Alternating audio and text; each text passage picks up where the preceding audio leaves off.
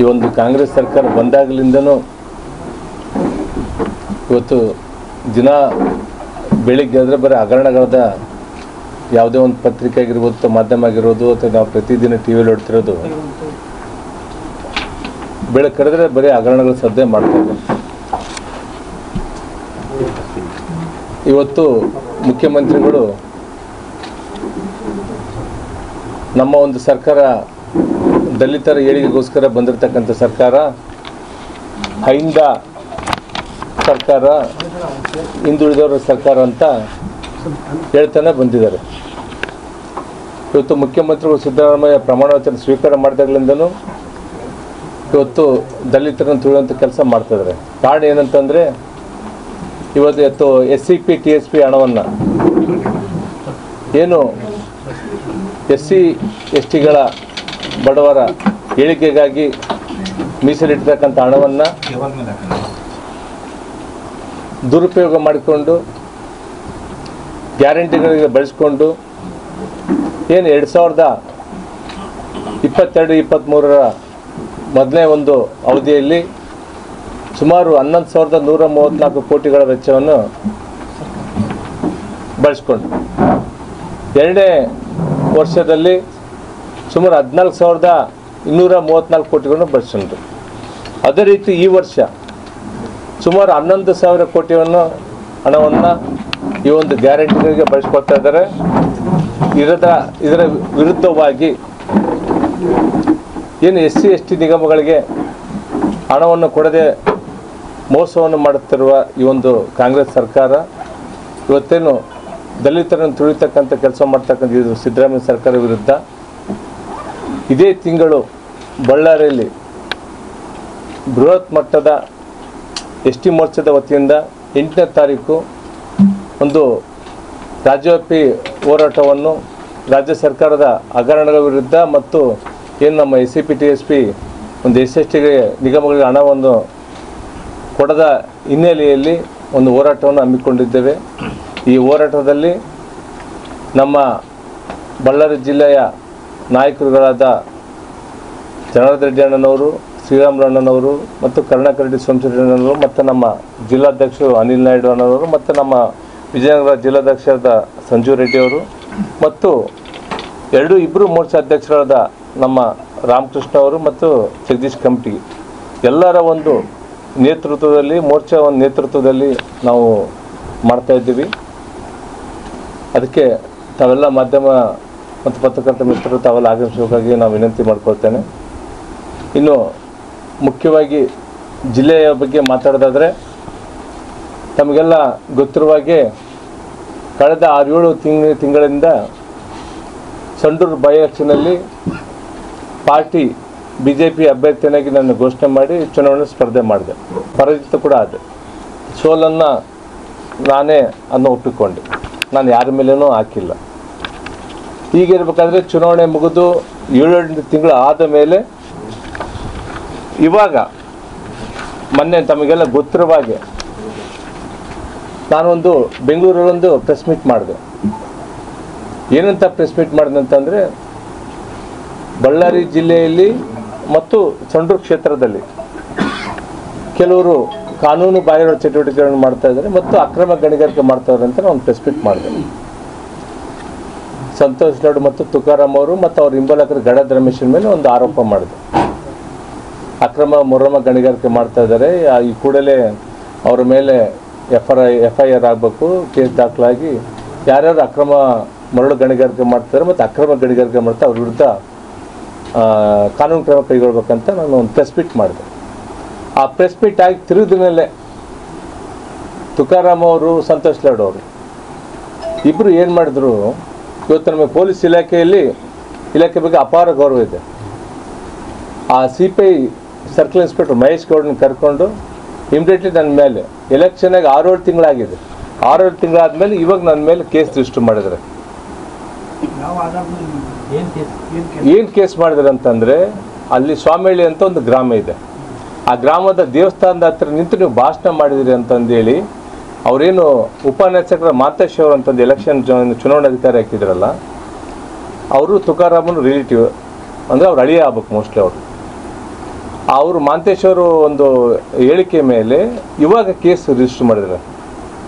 ನನ್ನ ಮೇಲೆ, ನಮ್ಮ ಮಂಡಲಾಧ್ಯಕ್ಷರ ಮೇಲೆ ಮತ್ತು ನಮ್ಮ ನಾಯಕರಾದ ಜನಾರ್ದನ್ ರೆಡ್ಡಿ ಅವ್ರ ಮೇಲೆ ಕೇಸ್ ರಿಜಿಸ್ಟರ್ ಮಾಡಿದ್ದಾರೆ. ಅದೊಂದು FIR ಕಾಪಿ ಮೊನ್ನೆ ಡೇಟ್ 22ನೇ ತಾರೀಕು ಮಾಡಿದ್ದಾರೆ. ಅದು ನಮಗೆ ನಿನ್ನೆ ಬಂದು ತಲುಪಿದೆ. ಆ್ಯಕ್ಚುಲಿ 2-3 ದಿನ ತಲುಪಿದ್ದು. ಚುನಾವಣಾ ನಿಯಮ ಉಲ್ಲಂಘನೆ ಮಾಡಿ ದೇವಸ್ಥಾನದ ಒಂದು ಕಟ್ಟೆ ಮೇಲೆ ಭಾಷಣ ಮಾಡಿದ್ದಾರೆ ಅಂತಂದೇಳಿ ನಾನು ಈ ಮೂಲಕ ತಿಳಿಸೋದೇನಂತಂದರೆ, ಅದೇ ಕಟ್ಟೆ ಮೇಲೆ ತುಕಾರಾಮ್ ಅವರು ಮತ್ತು ಈಗೇನು ಶಾಸಕರಾಗಿರ್ತಕ್ಕಂಥ ಅನ್ನಪೂರ್ಣ ಅವರು ಮತ್ತು ಸಂತೋಷ್ ಅವರು ಭಾಷಣ ಮಾಡಿದರು. ಅವ್ರ ಮೇಲೆ ಯಾಕೆ ನೀವು FIR ಹಾಕಿಲ್ಲ? 7-8 ತಿಂಗಳಾದಮೇಲೆ ಇವಾಗ ಯಾಕೆ ಕೇಸ್ ಮಾಡಿದರೆ? ಒಂದು ಇದು ಕೇಸ್ ಆದಮೇಲೆ ಅಲ್ಲಿರ್ತಕ್ಕಂಥ PSI ಮತ್ತು ಅಲ್ಲಿರ್ತಕ್ಕಂಥ ಕೆಲ ಸಿಬ್ಬಂದಿಯವ್ರದ್ದು ನಾನು ಫೋನ್ ಮಾಡಿ ಕೇಳಿದರೆ, ನಾವು ಇದನ್ನು ಬೀರು ಬಿಡೋಕ್ಕೆ ಕ್ಲೋಸ್ ಮಾಡೋಕ್ಕೆ ನಾವು ಅಲ್ಲಿ ಕಳಿಸಿದ್ವಿ, ಇದನ್ನು ಉದ್ದೇಶಪೂರ್ವಕವಾಗಿ CPI ಮಹೇಶ್ ಗೌಡ ಅವ್ರು ಮಾಡಿದರೆ ಇದು ನಮ್ಮದೇನು ಪಾತ್ರ ಇಲ್ಲ ಅಂತ ಅವ್ರು ಹೇಳ್ತಾರೆ. ಇವತ್ತು ಮಹೇಶ್ ಗೌಡರವರು ನೌಕರಿ ಮಾಡೋಕ್ಕೆ ಬಂದ್ರೆ ನೌಕರಿ ಮಾಡಬೇಕು, ಅದು ಬಿಟ್ಟು ರಾಜಕೀಯ ಮಾಡೋಂಥ ಕೆಲಸ ಯಾಕೆ ಮಾಡ್ತಾರಂತಂದೇಳಿ ನಾನು ಇಲ್ಲಿ ಒತ್ತಾಯ ಮಾಡ್ತಾರೆ. ಯಾಕಂದರೆ ಸೊಂಡೂರು ಕ್ಷೇತ್ರದಲ್ಲಿ ಇವತ್ತು ತುಕಾರಾಮ್ ಅವರು, ಸಂತೋಷ್ ಲಾಡ್ ಅವರು ಬರೀ ಪೊಲೀಸ್ ಮುಖಾಂತರ, ಬರೀ ಭಾರತೀಯ ಜನತಾ ಪಕ್ಷದ ಕಾರ್ಯಕರ್ತರ ಕೇಸ್ಗಳು ಹಾಕ್ಸೋದ್ರ ಮುಖಾಂತರ ಇವತ್ತು ರಾಜಕೀಯ ಮಾಡ್ತಾರೆ. ಇವತ್ತು ಸಂತೋಷ್ ಲಾಡ್ ಅವರಿಗೆ ನಿಮಗೊಂದು ನೇರವಾಗಿ ಪ್ರಶ್ನೆ ಕೇಳ್ತಾ ಇದ್ದೀನಿ. ನೀವು ನಮ್ಮ ದೇಶದ ಹೆಮ್ಮೆಯ ಪ್ರಧಾನಮಂತ್ರಿ ನರೇಂದ್ರ ಮೋದಿಯವ್ರ ಬಗ್ಗೆ ಇಲ್ಲ ಸಲ್ಲದ ಆರೋಪಗಳನ್ನು ಮಾಡಿ, ಇವತ್ತೇನಾದರೂ ನೀವು ಆ ರೀತಿ ಆರೋಪ ಮಾಡಿದರೆ ಕಾಂಗ್ರೆಸ್ ಹೈಕಮಾಂಡ್ ರಾಹುಲ್ ಗಾಂಧಿ ಅವರು ಗೇಟನ್ನು ನೇರವಾಗಿ ನಂಗೆ ಓಪನ್ ಮಾಡಿ ಅವ್ರ ಹತ್ರ ನಾನು ಹೋಗಕ್ಕೆ ಅನುಕೂಲ ಆಗುತ್ತೆ ಅಂತಂದೇಳಿ, ಅಥವಾ ಸಿದ್ದರಾಮಯ್ಯ DK ಅವರು ಮೆಚ್ಚರಿಸಲಿಕ್ಕೆ ಏನು ಗೊತ್ತಿಲ್ಲ. ನೀವು ಪದೇ ನರೇಂದ್ರ ಮೋದಿಯವರ ಬಗ್ಗೆ ಹಗುರವಾಗಿ ಮಾಡ್ತಾ ಇರೋ ಕೆಲಸ ಮಾಡ್ತಾಯಿದ್ರಿ. ನೀವು ಇದೇ ರೀತಿ ನೀವು ಮಾತಾಡ್ತಾ ಹೋದರೆ ನಿಮಗೊಂದು ಎಚ್ಚರಿಕೆ ಕೊಡ್ತಾ ಇದ್ದೀನಿ ನಾನು ಈ ಒಂದು ವೇದಿಕೆಯಲ್ಲಿ. ನೀವೆಲ್ಲಿ, ಯಾವ ಊರಲ್ಲಿ, ಯಾವ ಜಿಲ್ಲೆಯಲ್ಲಿ ನರೇಂದ್ರ ಮೋದಿಯವ್ರ ಬಗ್ಗೆ ನೀವು ಹಗುರವಾಗಿ ಮಾತಾಡ್ತಾರೆ, ಅದೇ ಸ್ಥಳದಲ್ಲಿ ST ಮೋರ್ಚಾದ ಕಾರ್ಯಕರ್ತರಿಂದ ನಿಮ್ಗೆ ಗೆರೆ ಹಾಕುವಂಥ ಕೆಲಸ ಮಾಡ್ತಾ ಅಂತ ಎಚ್ಚರಿಕೆ ಕೊಡ್ತಾ ಇದ್ದೀನಿ.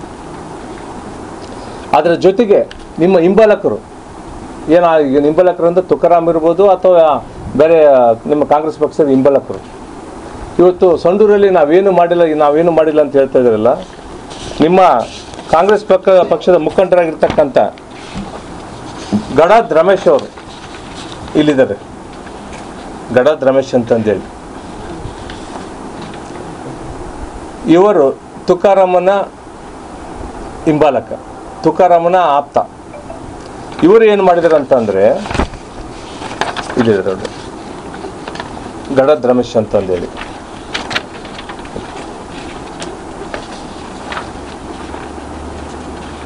ಇವರು ಸುಮಾರು ಸೊಂಡೂರು ತಾಲೂಕಿನ 4 ಹಳ್ಳಿಗಳಲ್ಲಿ, ಒಂದು ಹಿರೇಕೆರನಹಳ್ಳಿ, ಇನ್ನೊಂದು ಯರನಹಳ್ಳಿ, ಆಮೇಲೆ ಕುದುರೆಡ ಅಂತ ಕುಡ್ಲಿ ತಾಲೂಕು ಬರುತ್ತೆ, ಆಮೇಲೆ ಕೆರನಹಳ್ಳಿ, ಇವು 4 ಪ್ರದೇಶದಲ್ಲಿ ಸುಮಾರು 8 ರಿಂದ 10 lakh ton Muharram gravel supply ಮಾಡಿದ್ದಾರೆ. ನಾನು ಇದರ ವಿರುದ್ಧ ಪ್ರೆಸ್ ಮೀಟ್ ಮಾಡಿದರೆ ಅವರು ಹಿಂಬಾಲಕರ ಕಡೆಯಿಂದ ಅವರು ಒಂದು ಸ್ಟೇಟ್ಮೆಂಟ್ ಕೊಡಿಸ್ತಾರೆ, ಯಾವುದೇ ರೀತಿಯಿಂದ ಅಲ್ಲಿ ಇಲ್ಲಿಗೆಲ್ಲ ನಾವು ಅಕ್ರಮ ಗಣಿಗಾರಿಕೆ ಮಾಡಿಲ್ಲ ಅಂತಂದೇಳಿ ಮೊನ್ನೆ 4 ಜನ ಸ್ಟೇಟ್ಮೆಂಟ್ ಕೊಟ್ಟರು. ಅಲ್ಲಿರ್ತಕ್ಕಂಥ ಬ್ಲ್ಯಾಕ್ ಅಧ್ಯಕ್ಷರು ಮತ್ತು ಮಾಜಿ ಕೆಲವು ಜಿಲ್ಲಾ ಪಂಚಾಯತ್ ಚುನಾವಣಾ ಸ್ಪರ್ಧೆ ಮಾಡಿರ್ತಕ್ಕಂಥವ್ರು ಮತ್ತು ಕೆಲವೊಂದು ಲೀಡ್ರುಗಳು ಈ ರೀತಿ ಸ್ಟೇಟ್ಮೆಂಟ್ ಕೊಟ್ಟರು. ಅವರು ನಮ್ಮ ಮೇಲೆ ಮಾನಷ್ಟ ಮೊಕದ್ದಮೆ ಆಗ್ತೀವಿ, ನಮ್ಮ ಸಂತೋಷ್ ಲಾಡ್ ಪರವಾಗಿ ವಿರುದ್ಧ ಮಾತಾಡಿದರೆ ಅಥವಾ ತುಕಾರಾಮ್ ವಿರುದ್ಧ ಮಾತಾಡಿದ್ರೆ ಅಂತ ಮಾನಷ್ಟ ಮೊಕದ್ದಮೆ ಆಗ್ತೀವಿ ಅಂತ ಹೇಳಿದ್ರು. ನಾನಿವತ್ತು ಈ ಮಾಧ್ಯಮದ ಮುಂದೆ ಹೇಳಕ್ಕೆ ಇಷ್ಟಪಡ್ತಾ ಇದ್ದೀನಿ, ಸಂತೋಷ್ ಲಾಡ್ ಅವರೇ, ನಿಮಗೇನಾದರೂ ನಿಜವಾಗ್ಲಿ ನನ್ನ ಮೇಲೆ ಮಾನಷ್ಟ ಮೊಕದ್ದಮೆ ಹಾಕೋಕ್ಕೆ ನಿಮಗೇನಾದರೂ ಆಸಕ್ತಿ ಇದ್ದರೆ, ನಿಮಗೇನಾದರೂ ದಮ್ಮು ತಾಕತ್ತಿದ್ರೆ ನನ್ನ ಮೇಲೆ ನೀವು ಮಾನಷ್ಟ ಮೊಕದ್ದಮೆ ಹೂಡ್ರಿ. ಯಾಕಂದರೆ ನೀವು ಮಾಡಿರ್ತಕ್ಕಂಥ, ನಿಮ್ಮ ಹಿಂಬಾಲಕರು ಮಾಡಿರ್ತಕ್ಕಂಥ ಗಡಾದ್ ರಮೇಶ್ವರು ಮಾಡಿರೋದು ತಪ್ಪು ಅಂತಂದೇಳಿ ನಾನು ಹೇಳ್ತಾ ಇದ್ದೀನಿ. ನಾನು ಹೇಳ್ತಕ್ಕಿಂತ ಗಣಿ ಮತ್ತು ಭೂವಿಜ್ಞಾನ ಇಲಾಖೆ ಅಧಿಕಾರಿಗಳು ಬಳ್ಳಾರಿ ಅವರು ನಿಮ್ಮ ಗಡಾದ್ ರಮೇಶನನ್ನು ಅಕ್ರಮ ಗಣಿಗಾರಿಕೆ ಮಾಡಿದ್ದಾರೆ, ಅವರು ಕಳ್ಳತನದಿಂದ ಮರಳು ಸಾಗಾಣಿಕೆ ಮಾಡಿದ್ದಾರೆ ಅಂತ ಕಳ್ಳ ಅಂತ ಅವರೇ ಒಂದು ರಿಪೋರ್ಟಲ್ಲಿ ಕೊಟ್ಟಿದ್ದಾರೆ. ಅದು FIR ಮಾಡಿರ್ತಕ್ಕಂಥ ಕೋರ್ಟಲ್ಲಿ ಹೋಗಿ ಅವರು FIR ಮಾಡಿದ್ದಾರೆ ಗಡಾದ್ ರಮೇಶ್ ಮೇಲೆ. ಏನಂತ ಮಾಡಿದ್ರು ಅಂತಂದರೆ, ಯಾವುದೇ ಅಧಿಕೃತ ದಾಖಲಾತಿಗಳನ್ನು ಪಡೆಯದೆ ಅಕ್ರಮವಾಗಿ ಕಳ್ಳತನ ಗಣಿಗಾರಿಕೆ ಮಾಡಿ ಸುಮಾರು ಕೋಟ್ಯಾಂತರ ರೂಪಾಯಿಗಳ ಒಂದು ಮಣ್ಣನ್ನು ಗ್ರಾವೆಲನ್ನು ಸಾಗಾಟನೆ ಮಾಡಿದ್ದಾರೆ. ಮೇಲ್ನೋಟಕ್ಕೆ ನಾವು 8,000 ಒಂದು ಟನ್ಗಳ ಏನು ಟನ್ನು 8,900 ಟನ್ಗಳ ಏನು ಸಾಗಾಣಿಕೆ ಮೆಟ್ರಿಕ್ ಟನ್ ಸಾಗಾಟನೆ ಮಾಡಂತ ಅಂದೇಳಿ ಕಾಂಪೌಂಡಿಂಗ್ ಶುಲ್ಕ ಅಂತ 1:5 ಪೆನಾಲ್ಟಿ ಹಾಕಿ ಸುಮಾರು 32 ಲಕ್ಷ ರೂಪಾಯಿಗಳನ್ನು ಪೆನಾಲ್ಟಿ ಹಾಕಿದ್ದಾರೆ. ಇವತ್ತು ಗಣಿ ಮತ್ತು ಭೂವಿಜ್ಞಾನ ಇಲಾಖೆಗಳಿಗೆ ಎಷ್ಟು ಪ್ರೆಜರ್ ಕೊಟ್ಟಿದ್ದಾರೆ ಸಂತೋಷ್ ಲಾಡ್ ತುಕಾರಾಮ್ ಅಂತ ಅವ್ರ ಮೇಲೆ ಅಧಿಕಾರಿಗಳು ಒತ್ತಡ ತಂದು ಅಲ್ಲಿ 8 ರಿಂದ 10 lakh ton metric ton supply ಆಗಿದೆ 4 ಹಳ್ಳಿಗಳಿಂದ. ಅವ್ರು ಕೇವಲ ಬರೀ 8,000 ಟನ್ ಮಾತ್ರ ತೋರಿಸಿದ್ದಾರೆ. ನಾನಿವತ್ತು ಗಣಿ ಮತ್ತು ಭೂವಿಜ್ಞಾನ ಇಲಾಖೆಗೆ ಅಧಿಕಾರಿಗಳು ಮನವಿ ಮಾಡೋದೇನಂತಂದರೆ ಅಲ್ಲಿರ್ತಕ್ಕಂಥ ಡಿ ಅವರಿಗೆ ಮತ್ತು ಇವರೇನು ಮಮತಾ ಅವ್ರಿಗೆ ಮನವಿ ಮಾಡೋದೇನಂತಂದರೆ ದಯವಿಟ್ಟು ಮತ್ತೆ ರೀಸರ್ವೆ ಮಾಡಿ ಪರಿಶೀಲನೆ ಸರ್ವೆ ಮಾಡಿ ಸುಮಾರು ಏನು ಗೌರ್ಮೆಂಟಿಗೆ ಕಟ್ಟಬೇಕಾಗಿರ್ತಕ್ಕಂಥ ರಾಜಧನ ಕನಿಷ್ಠ ಅಂತಂದರೆ 15 ರಿಂದ 20 ಕೋಟಿ ಬರೋ ರಾಜಧನ ಆಗುತ್ತೆ. ಸುಮಾರು ಅವನು ಒಂದು 200 ರಿಂದ 300 ಕೋಟಿ ಅಕ್ರಮವಾಗಿ ಮರಳು ಸಾಗಾಣಿಕೆ ವಿಂಡ್ ಫ್ಯಾನ್ ಬರ್ತದೆ. ಟೋಟಲ್ ಎಲ್ಲ ವಿಂಡ್ ಫ್ಯಾನಿಗೆ ಇವರೇ ಸಪ್ಲೈ ಮಾಡ್ತಾರೆ. ಇದರಲ್ಲಿ ಪಾಲು ಒಂದು ಸರ್ಕಲ್ ಇನ್ಸ್ಪೆಕ್ಟರ್ಗೆ ಒಂದು ಪಾಲು ಆದರೆ ತುಕಾರಾಮರ್ಗೆ ಒಂದು ಪಾಲು, ಇನ್ನೊಂದು ಗಡ್ಡದ ರಮೇಶ್ಗೆ ಒಂದು ಪಾಲು, ಮೂವರಿಗೆ ಒಂದೊಂದು ಭಾಗ ಇದೆ. ಇವತ್ತು ಸಂತೋಷ್ ಲಾಡ್ ಅವರೇ ನೀವು ಕಣ್ಮುಚ್ಚಿ ಕೂತಿದ್ದೀರಾ. ಇವತ್ತು ವಾಲ್ಮೀಕಿ ಅಭಿವೃದ್ಧಿ ನಿಗಮದಿಂದ ಗೆದ್ದಿರುತ್ತ ತುಕಾರಾಮ್ ಅವರು ನಿಮಗೆ ಸ್ವಲ್ಪ ಮಾನ್ಯ ಮರೆತಿದ್ದೆ. ಈ ಕೂಡಲೇ ಗಡ್ಡದ ರಮೇಶನ ಬಗ್ಗೆ ಇಲ್ಲಿರ್ತಕ್ಕಂಥ ಏನು ಗಡ್ಡದ ರಮೇಶ್ ಇದಾನಲ್ಲ, ಸಂತೋಷ್ ಲಾಡ್ ಅವರೇ ತುಕಾರಾಮ್ ಅವರೇ ಗಡ್ಡದ ರಮೇಶನ ಬಗ್ಗೆ ಇವತ್ತಿನ ಮಟ್ಟ ನೀವು ಒಂದು ತುಟಿ ಪಿಟ್ಕಂದಿಲ್ಲ. ಇವ್ರ ಮೇಲೆ FIR ಆದರೂ ಕೂಡ ಒಂದು ಸ್ಟೇಟ್ಮೆಂಟ್ ಕೊಟ್ಟಿಲ್ಲ. ಇವರನ್ನು ನೀವು ಕೂಡಲೇ ಕಾಂಗ್ರೆಸ್ ಪಕ್ಷದಿಂದ ಉಚ್ಚಾಟನೆ ಮಾಡಬೇಕು. ಇವತ್ತೇನು ಸಂಡೂರಲ್ಲಿ ಎಗ್ಗಿಲ್ಲದೆ ನಡೀತಕ್ಕಂಥ ಅಕ್ರಮ ಮರಳು ಗಣಿಗಾರಿಕೆ ಮತ್ತು ಅಕ್ರಮ ಗಣಿಗಾರಿಕೆಯನ್ನು ಈ ಕೂಡಲೇ ಬಂದ್ ಮಾಡಬೇಕು. ಯಾಕಂದರೆ ನಿಮ್ಮ ಸಿದ್ದರಾಮಯ್ಯನವರು ಹಿಂದೆ ತೊಡೆತಟ್ಟಿ ಬಂದಿರತಕ್ಕಂಥ ಉದ್ದೇಶ ಏನಪ್ಪ ಅಂದರೆ ಅಕ್ರಮ ಗಣಿಗಾರಿಕೆ ವಿರುದ್ಧನೇ ಪಾದಯಾತ್ರೆ ಮಾಡ್ಕೊಂತ ಬಂದರು. ಇವತ್ತು ನೀವು ಮಾಡ್ತಿರೋದು ಏನು ಕೆಲಸ ನೀವು ಮಾಡ್ತಿರೋದು? ತುಕಾರಾಮ್ ಅವರ ನೀವು ಸಂಸದರಾಗಿರ್ಬೋದು, ಯಾವ ಒಂದು ಹಣದಿಂದ ನೀವು ಸಂಸದರಾಗಿರಿ. ವಾಲ್ಮೀಕಿ ಅಭಿವೃದ್ಧಿ ನಿಗಮದಿಂದ ನೀವು ಹಣವನ್ನು ದೋಚಿ ಇವತ್ತು ನಿಮಗೆಲ್ಲ ಗೊತ್ತಿರುವ ಹಾಗೆ ನಾಗೇಂದ್ರ ಅವರು P. ವಿಜಯಕುಮಾರ್ ಒಂದು ಚೀಟಿಯನ್ನು ಬರೆದಿಟ್ಟು